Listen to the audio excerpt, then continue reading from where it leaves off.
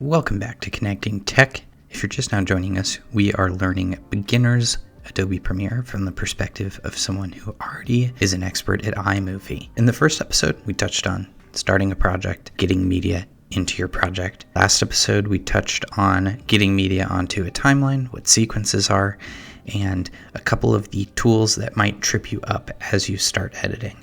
And today we're going to finish that off by exploring the rest of the beginner tool set in Adobe Premiere, as well as exporting your file. Before we jump into that, just a quick reminder from the last episode, we explored in iMovie how you don't have a lot of options when it comes to customizing your footage. You can split a clip in half, detach the audio, duplicate, delete, extend or shorten a clip, and you can even use two fingers to make the timeline longer or shorter depending on if you need to fine-tune your edits. This is great and all for someone who is just trying to compile a slideshow together, make something very quickly, but if you're trying to get really technical with manipulating your footage, it's just not going to cut the bill. Fortunately, Adobe Premiere has a lot more options when it comes to moving your footage around and getting it into the right place. Now, we talked a little bit about the tools just to the top left of the timeline, but just a little ways off from that, you should have another extensive tool set. We're not going to get into all of these today, and it's worth noting that if you actually hold down the mouse key on some of these, there are even more options for tools that you can use. But we're going to highlight some of the most important ones, starting with the selection tool is most likely going to be turned on when you begin your project. And this is most likely how you've been moving your footage around so far. You can even go to the edges of shots and a red icon will appear that will allow you to extend and shorten shots if you need to. Now you'll notice that if you try to extend a shot into another, it will actually stop, preventing you from extending the shot, which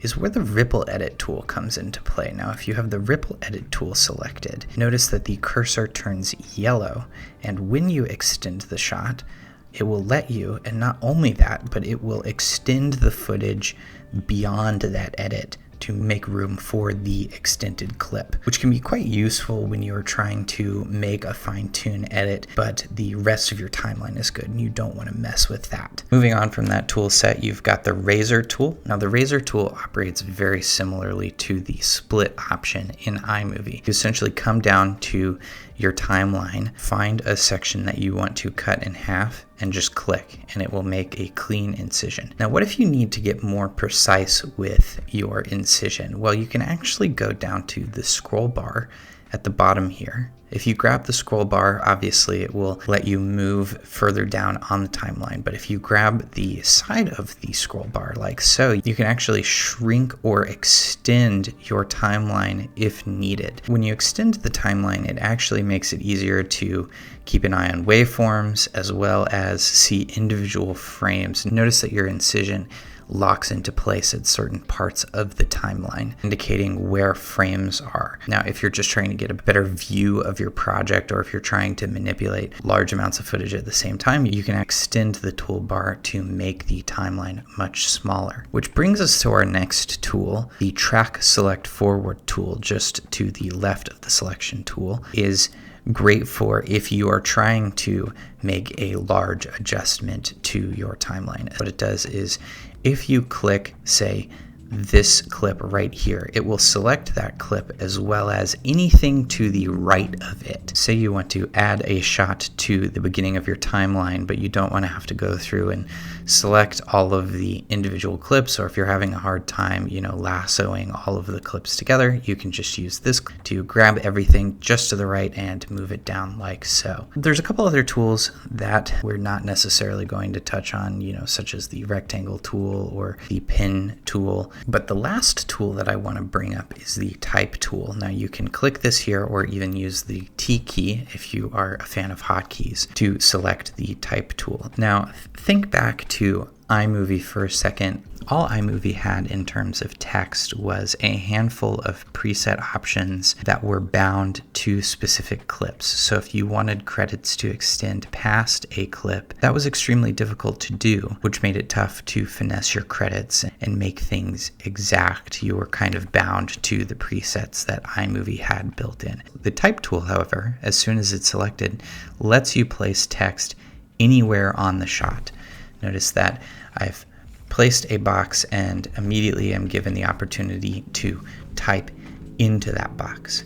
Now, to modify this text further, what you can do is go to the Effects Control tab, which is usually in the top left. If you do not see it, you can go to Window and Effects Controls, which will make it appear. You can move this tab down to one of the other windows if you prefer it to not be in the top left. The Effects Control will give you more options in terms of how you want to modify your text. You just have to make sure that the text itself is selected. And if you go to this drop down that says text and open it up, it will give you tons of options in terms of font, alignment, size, all of those things. What's also worth noting about text in Adobe Premiere that makes it stand out from iMovie is you'll notice that when you created the text, it actually arrived onto the timeline as a separate element. This is great because then you can physically move the text to where you want it in the timeline. For example, I have a shot on the end here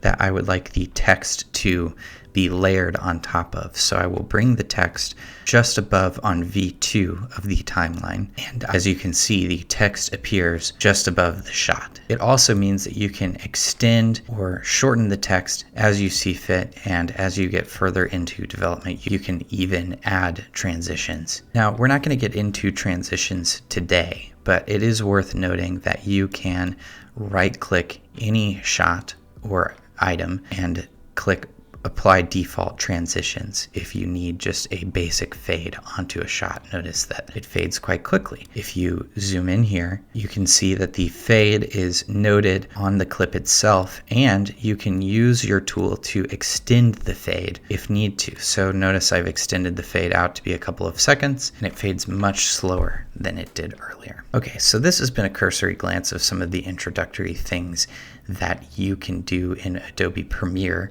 using the techniques that you're already familiar with in iMovie. The last thing I want to touch on is exporting. Now, exporting is essentially Adobe Premiere taking all of the footage that you've edited and turning it into one video file. What you can do is just making sure that everything on your timeline is selected and highlighted blue to make sure that all tracks are active. Going to File and Export Media, or Control M for short. This will pull up a much larger suite of options in terms of if you're uploading this to a specific website or if you're just trying to make a media file. If you're just starting out and you're just trying to get a file that is of relative high HD quality, I recommend going with the settings that Adobe Premiere has preset. This includes match source, adaptive high bitrate, H.264 in terms of your format, and then you can name the file as well as choose the location that Adobe Premiere spits out the file. You can even preview the file just to the right of these settings to give you one more shot to